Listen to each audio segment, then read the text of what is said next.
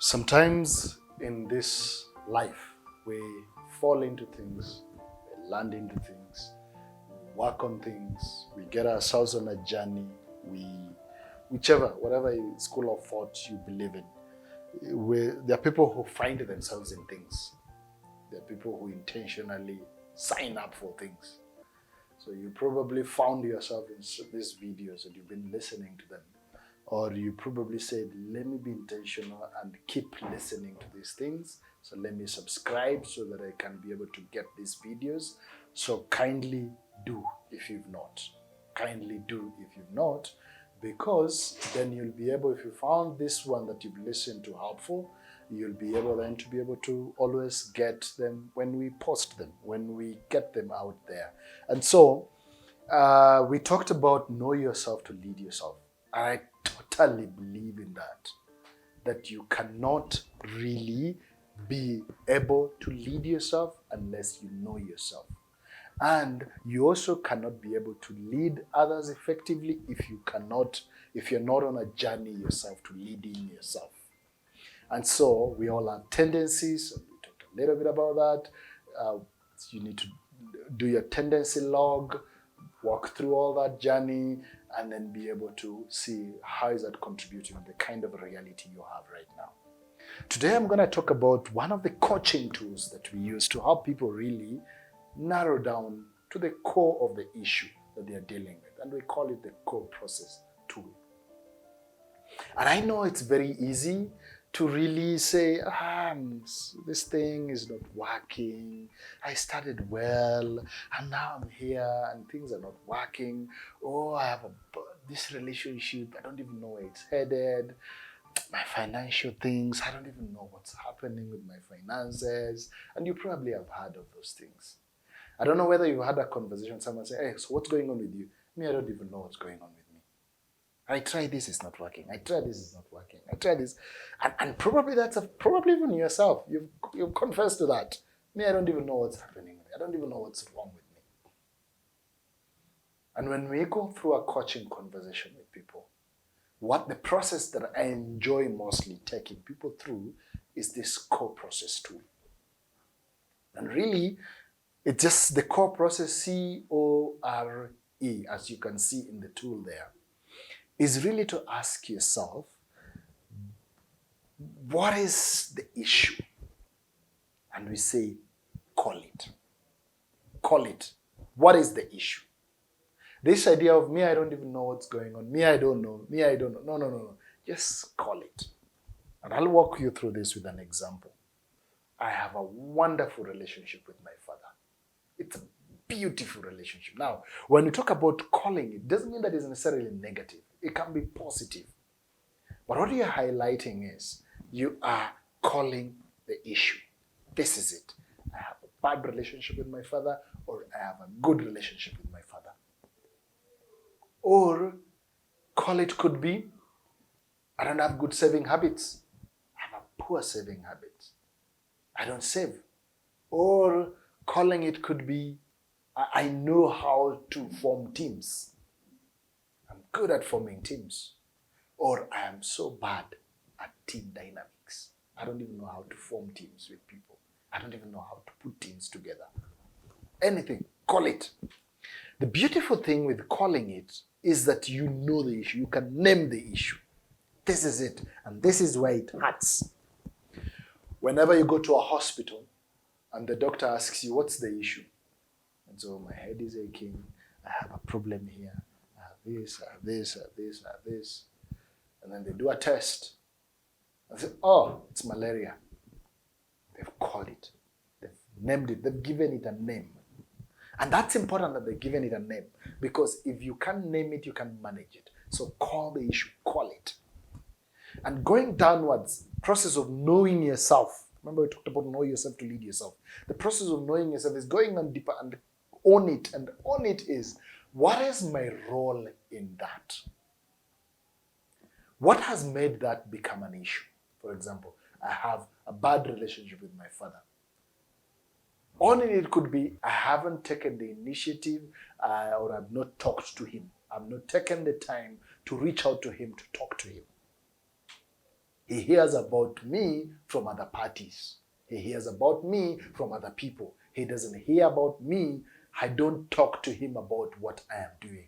I don't communicate to him my plans. He hears about my plans from someone else. Owning it could be, for example, I have a poor saving culture. I have a poor saving habit. Own it is when I get money, I get excited. I forget about the plans I had. I start buying things. I don't even reach home with the money. I get it, and even before I reach home, I've already spent half of it on things I can't even explain. So owning it, what makes you not able to save? What makes you have a wonderful relationship with your father is I am in touch with him every week. I call my father every week. You are a great team builder. What has made that be? I check in on my teams every week. I talk to them. I find out how they're faring on. Or the opposite. I feel threatened by my team members. Every now and then they ask me questions. I feel like they're attacking me. They're questioning my ideas. And for that reason, I just want to work alone. So know yourself. Know yourself is call it and then own it. It's a very humbling process, because then you just stop saying, I don't even know what's wrong. But you're able to say, this is the issue and this is my role in it. Not the other person's role, but this is my role in it. Or this is why this is happening to me. This is why this is happening to me. If you are not able to really clearly talk to some people, guys, what do you think?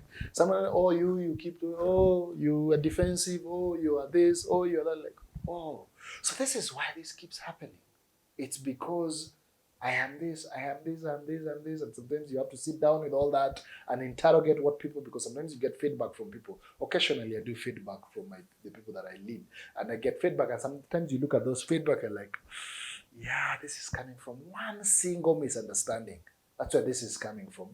And so, at least that's a single misunderstanding. You said something and probably 20 people or 5 people did not get you. And so all of them are thinking that direction. And it's a single misunderstanding. And that this is coming from that single misunderstanding. And probably I need to revisit again, if it is still coming up to now, to address it for future. So that in future, it doesn't become something that is a hindrance. So own it. After you own it, the best way you can do is lead yourself by responding. The next thing you need to do is to lead yourself out of that situation. How do you lead yourself? Is to ask yourself, how will you respond? I will respond by calling my father once a week. I will respond by when I get my money, I draw a budget, and I learn to follow the budget. I will respond by continuing to call my father every week, since it has helped my relationship with him be good.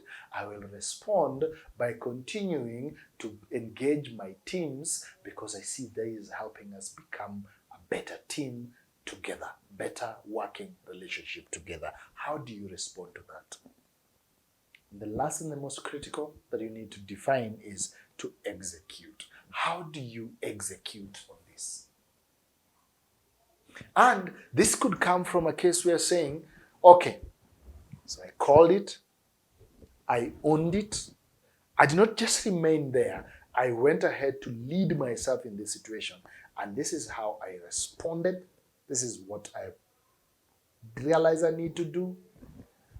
So where the rubber meets the road is where now you say how, who, and when. How will I do it? When will I do it? And who will hold me accountable? And that's very important, that you have that clearly defined out. So probably, for example, you are working on this marriage thing, or we are working on your spiritual growth, or you're working on your financial goal. Remember all those 10 things. You're working on your financial goal. You're working on your personal growth. You're working on your financial stewardship. Whatever it is, call it, own it, respond and execute. So let's use one of them, which is the saving thing. Let's use that one. So you called it, you have a poor saving culture, you owned it, you always don't draw a budget, you spend your money even before you reach home, and just money, and you don't even know where your money goes. You don't have a plan, you don't even know where your money goes. You heard people say that, me, I don't even know where money goes. I don't even know where my money goes. So early in the month when you're paid, you're okay, you have money, 5th, 6th, 7th, 10th, 15th, you're broke. Me, I don't even know where my money has gone, but you had it.